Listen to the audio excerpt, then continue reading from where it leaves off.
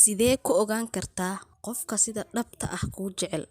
Maanta waxaan idiin hayaa 10 astaamood oo aad ku ogaan karto qofka sida dhabta ah kuu jecel. 1.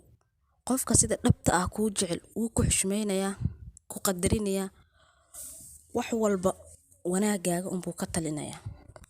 2. Waxba kuguma dirqinayo ama kuguma qasbayo. Kaliya wuxuu ilaalinayaa dareenkaaga, go'aamadaada.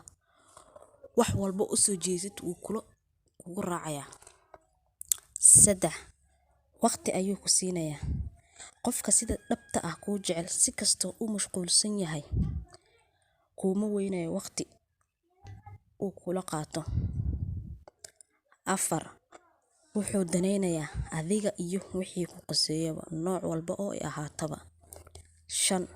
Sida aad tahay ayuu kugu jeclaanayaa. Qofka sida daacadda ah kuu jecel nooc walba oo aad tahay, caddaan ahaw, madow ahaw, dheeraw ama gaabno, si walba oo aad tahay wuu kugu qaadanayaa.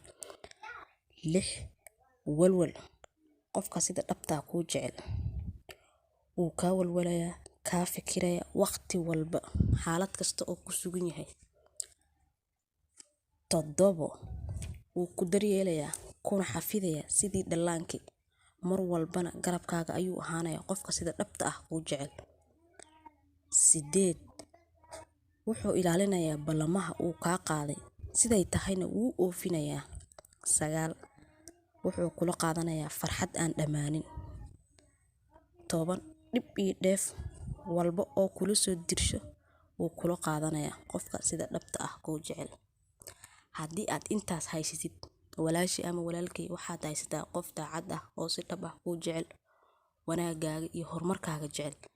Marka waxaan ku leeyahay ha iska sii daynin.